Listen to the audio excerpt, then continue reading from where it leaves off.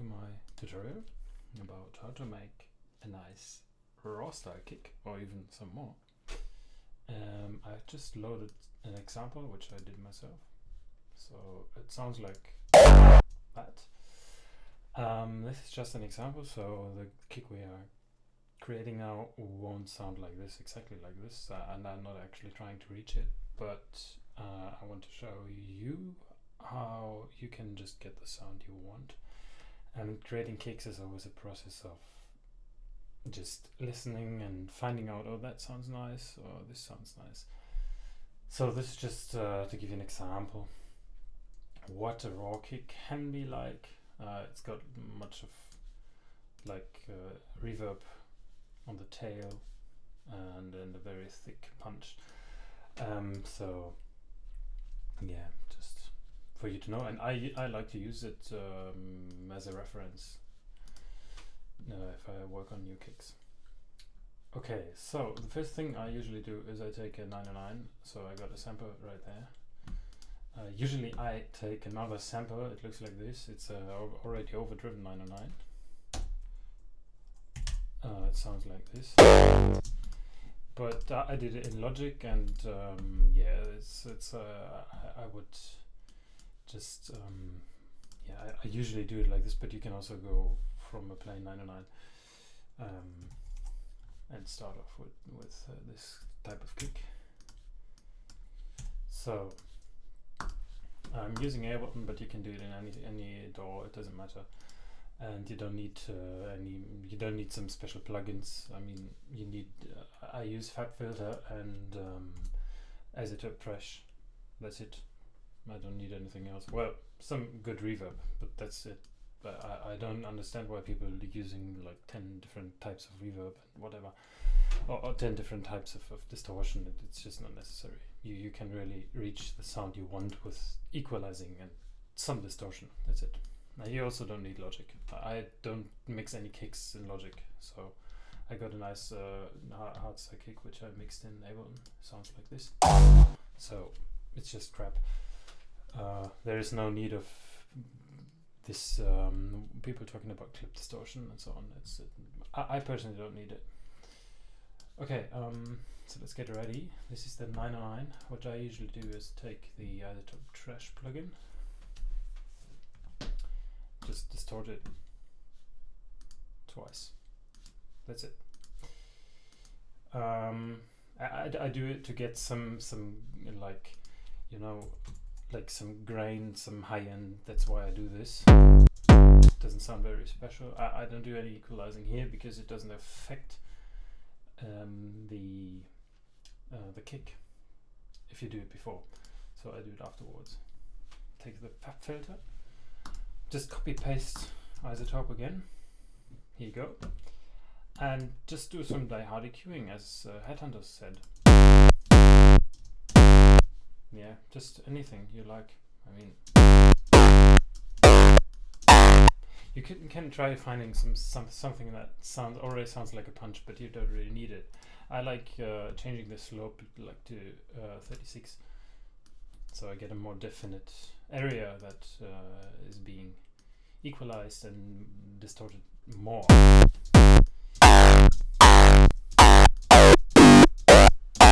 So that's what we did. Yeah, just remember, just distort without any effect. Just distort. You just take this line and just change it till it looks like this. And you do it on the other stage as well. That's it. Mix is on 100% wet. 1 EQ and another distortion. Copy paste. That's it. It's very simple. And you get, if you want, some nice FX kicks like this. So you can just build your FX kicks with this effect. It's very easy. If you put some delay reverb, it sounds nice already. Right, so here we go. This is a nice overdriven kick. What I do now is I create a record channel in Ableton. I don't know how you would do it in your DAW, but I was like recording this stuff because I work with my eyes as well. So just record this shit. Okay, it should be selected on record.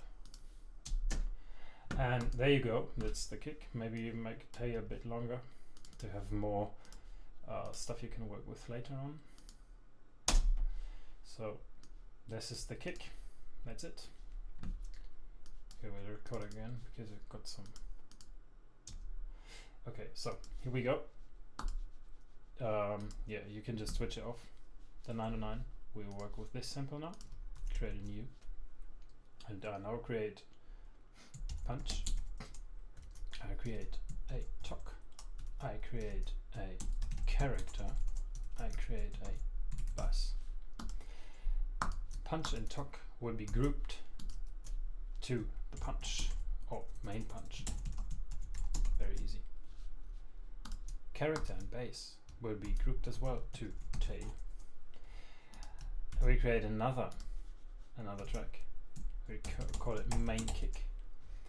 We route the tail and the main punch to main kick and select in, so to make it active. So now if I do it now, you will hear me twice. So I will just select no input. Here we go. Now we drag the sample to the punch. Cut out some punch part here. Maybe like, yeah, just look at the kick that is here. So you can take any example. I just sampled kicks from another track which I liked. I sampled it and I put it into Ableton to look what it looks like.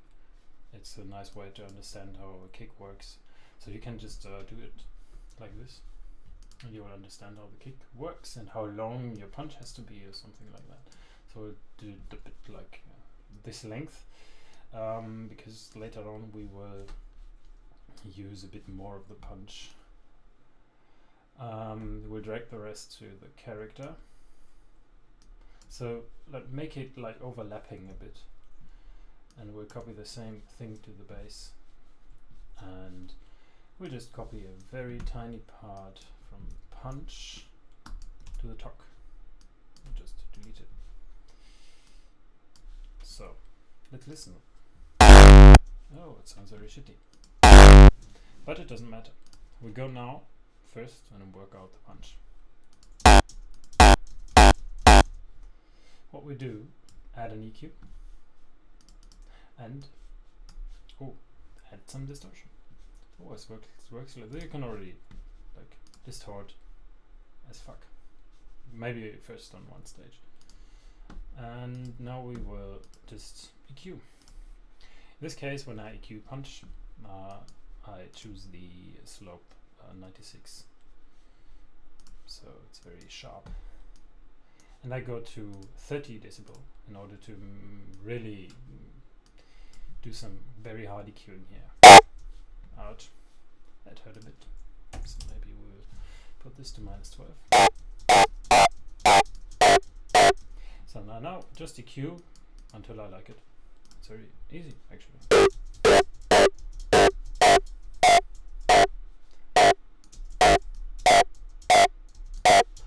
Actually, I already like that.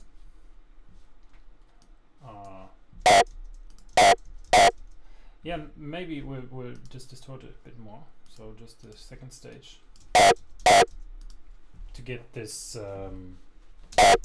really mad sound. Yeah. Now we'll work on the talk. Oops. Why is it not active now? Oh, there it is. Okay, it can be a bit longer already. So this is the talk part, and what we simply do here, we take an EQ, a simple one from Ableton. You can also use FabFilter, it doesn't matter. Just get rid of the low end and increase the high end. Maybe you should add some limiter or saturator. I use the saturator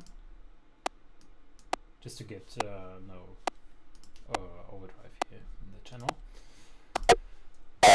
And now we should make it work together.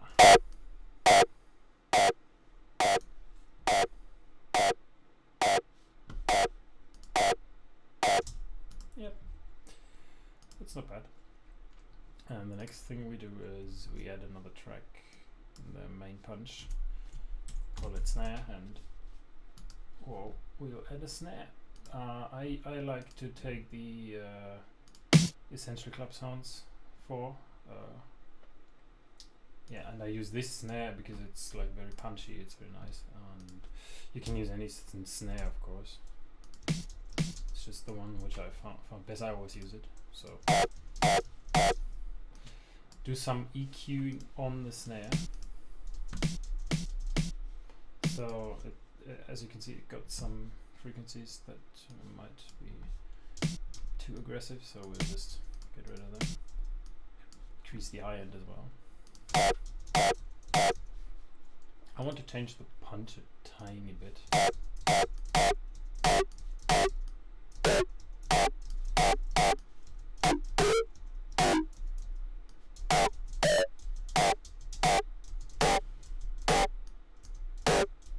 Oh, that sounds interesting. Yeah, why not? It sounds interesting, that's why we take it.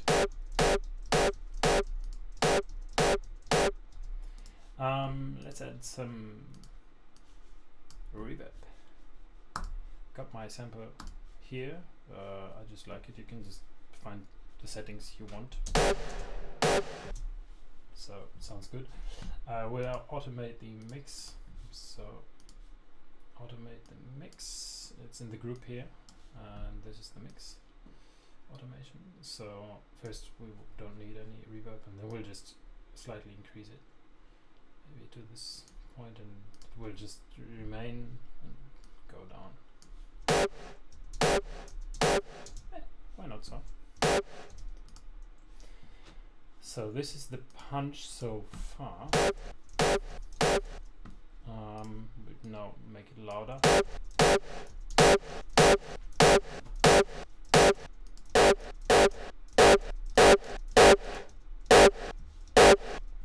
So maybe we can even emphasize the frequencies we might like. Get rid of some low end. Okay, nice. So let's move over to the tail. Here's the character. For the character we want to distort again. Very nice, very easy. And get rid of the low end.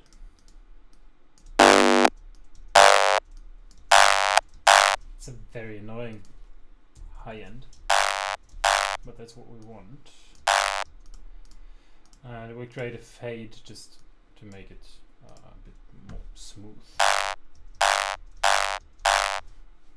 So, the bass. In this case I would just try to get rid of the high end. Yeah, why not?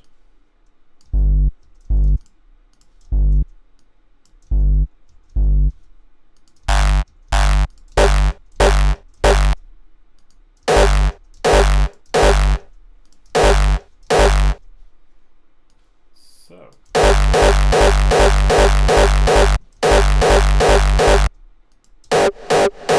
I want to change the punch a bit more. Oh, that's nice.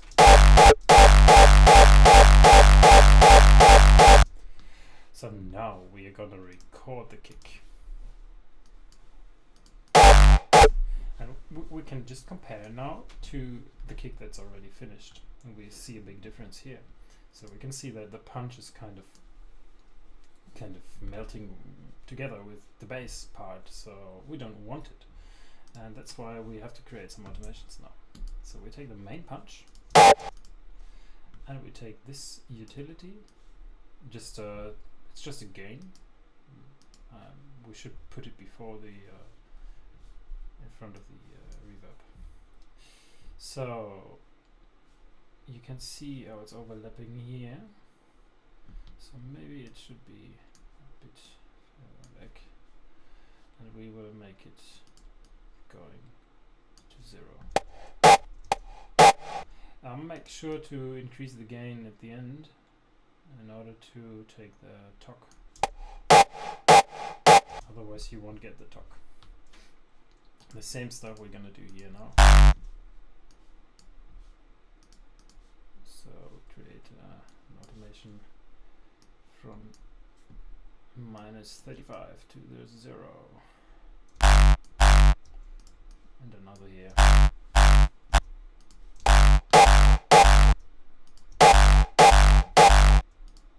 Let's record it again. Okay, now we can see it's a bit too much here, so we'll just change it. Well, it can be even a bit more, tiny bit more. And this can increase a bit smoother. Aha, here we go. Okay. See that the talk is not there yet.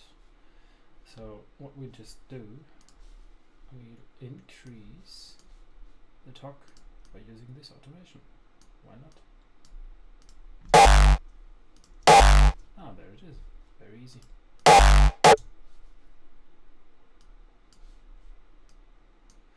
It still doesn't exactly look like this, but we are already getting closer. Maybe we need some more high end, so we'll just take the snare, make it a bit louder, and do the same in the main punch in front of the reverb, of course. Here we go.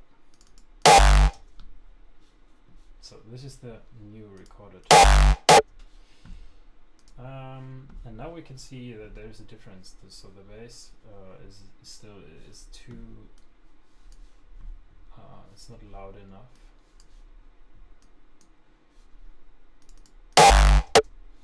And that's why we will just tweak the knob till it's loud enough for us. So let's take the automation and just change the automation to 2, around 2, yeah. Aha, that's a different thing already. Okay, there we go, that's our kick. And now we'll put it to a test.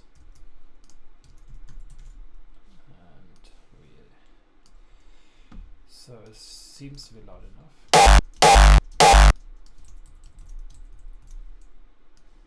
Loop here, kick. Probably just do any shit. Kick rolls are just, you should be on the right speed, but you can do anything. It doesn't matter really. It's no witchcraft or something. Just do any shit you want to. I mean, why not? Yeah, just put that down. Let's see what happens.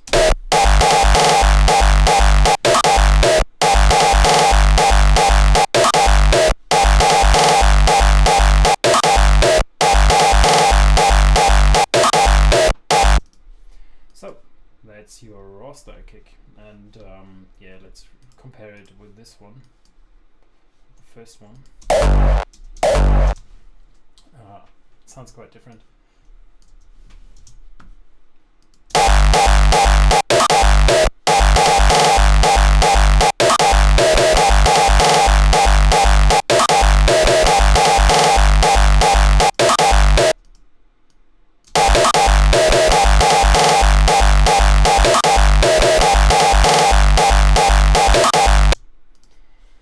Yeah, it's actually very easy to make them. Just you should be aware that what you should do is just create a sample that is already distorted. So if you use a sample that is distorted, you will get more interesting kicks, you know, like I showed you.